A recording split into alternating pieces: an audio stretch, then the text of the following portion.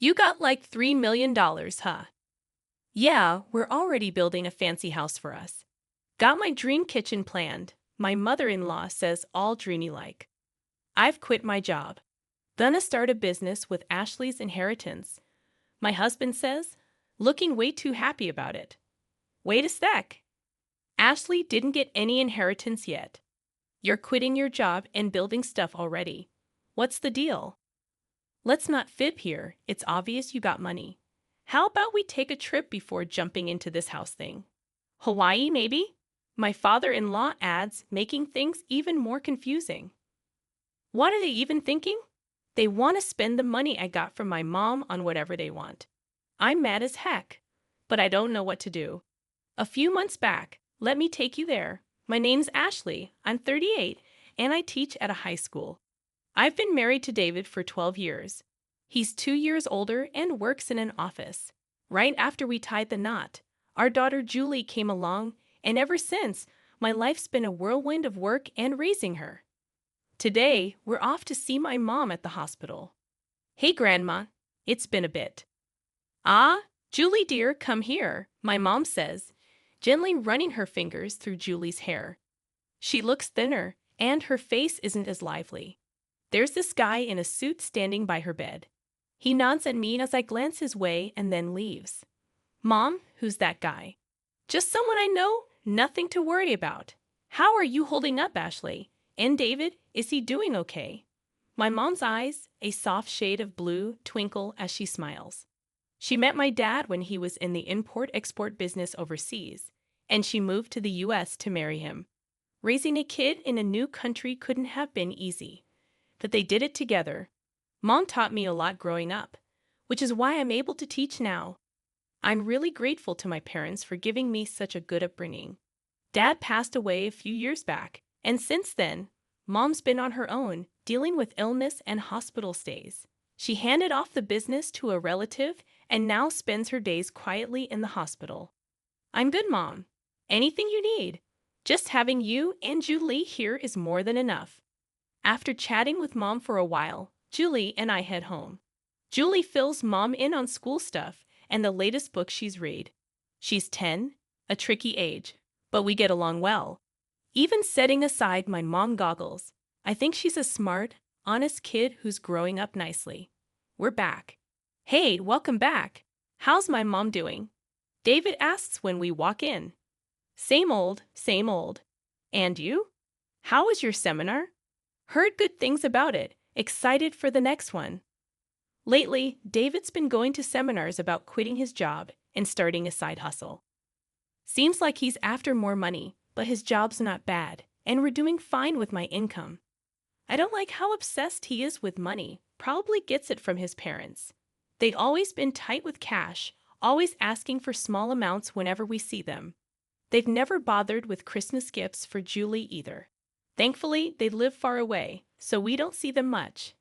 David helps out around the house, though, so it's manageable. As long as I've got my mom, David, Julie, and our simple life, I'm happy. Then one day, I got a call from the hospital. Mom's condition had taken a turn for the worse, and she was in critical condition. When we reached the hospital, my mom was barely hanging on. Mom, Grandma. Ashley, I've always wanted you to be happy. Take care of Julie. She means everything. I love you. Those were her final words. My mom, who poured her heart into raising me alongside my dad, who cherished Julie more than anything. Seeing her peaceful face in the coffin, all I could do was cry. Julie stood by me, crying too. A while after Mom passed, an envelope arrived from a law firm. Ashley opened it, puzzled by the unfamiliar sender. Inside was a document. I've been given your mother's will, leaving everything to you. Ashley and her mom never talked about inheritance, so she was surprised. But with the letter in hand, she decided to visit the law firm alone. Hi, I'm Ed, the attorney, said the man with glasses, the same one from the hospital room.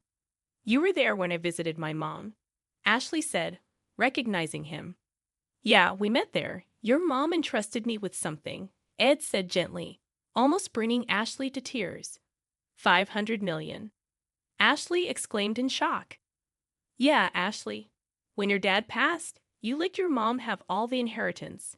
Now, with what she had and what she left you, after taxes, that's the sum, Ed explained.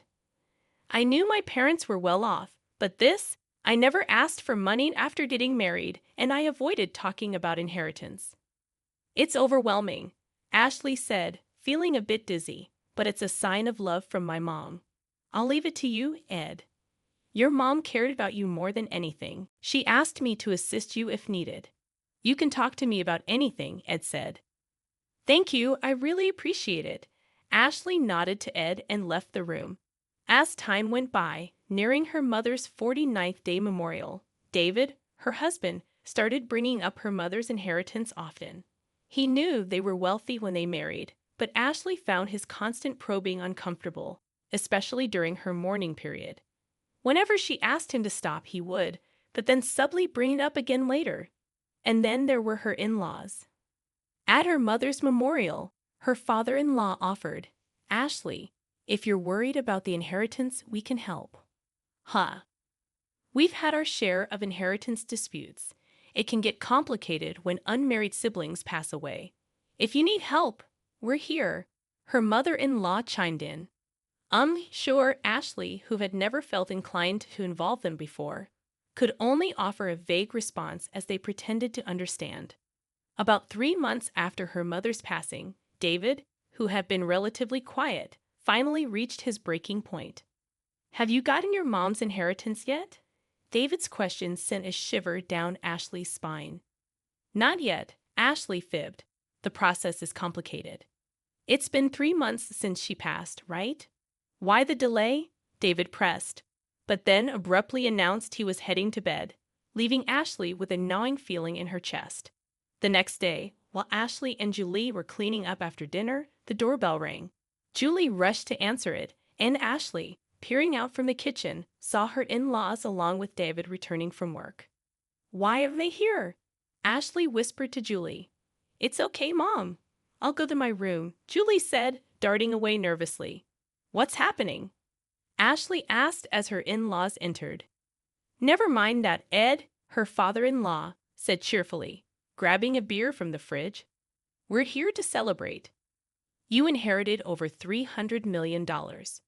We've even started building a duplex for us all to live in, complete with your dream kitchen. Listen, Ashley, be happy. Her mother-in-law chimed in dreamily. We're planning to build a duplex. We've put down half of our savings and some money Mom and Dad saved up. The loan's in my name, but you can settle it all with your inheritance. It's a way to give back to them. What? I quit my job. I'm starting a business with your inheritance, David announced, looking oddly pleased. Wait a minute. What's going on? I haven't received any inheritance yet. And why are you quitting your job and talking about a duplex? Let's not play games. It's obvious you got an inheritance. How about we take a trip before diving into house plans? Maybe Hawaii. As chaos unfolded, David and her mother-in-law seemed to agree with Ed. David, with a mocking laugh, said, You're being miserly, Ashley. We checked it out because you kept saying you hadn't received the inheritance. If you don't process it within 3 months, you can't refuse it. So whether you told the truth or not, you've inherited, right? Considering my father-in-law's company, it must be more than $300 million. We'll live comfortably thanks to them. Thanks, Mom. Make sure to arrange money for the duplex and my capital. Hearing David speak like that left her feeling lightheaded. But what kind of people are these, wanting to use my precious inheritance from my mom as they please, indulging in luxury? I was burning with anger, but I couldn't speak. I worried about Julie, who was in the other room. I'm stepping out for a bit. I called out to them, but they were too engrossed in discussing their plans for the inheritance. I left without even grabbing my wallet.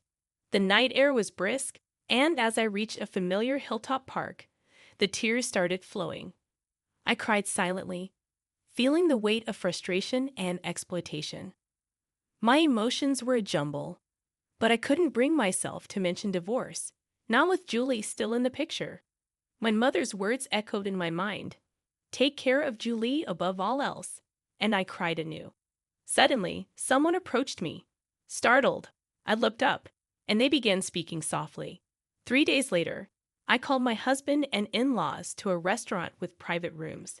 So you're back home after that day. Did you withdraw the money, Ashley? You shouldn't leave without telling your husband. Ignoring their words, I handed them a document, a filled-out divorce notice. David, I want a divorce. What? What's this? David's panic was palpable, and my in-laws exchanged worried glances. I can't continue like this. I'm done. I replied firmly, facing David's escalating anger. You're leaving us just because you got the inheritance? You've become so greedy. Ashley retorted.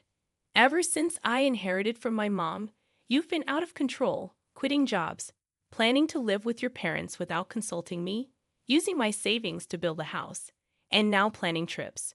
Who's the one who changed when the money came? I can't stay with people like this. And you can't just divorce me out of nowhere.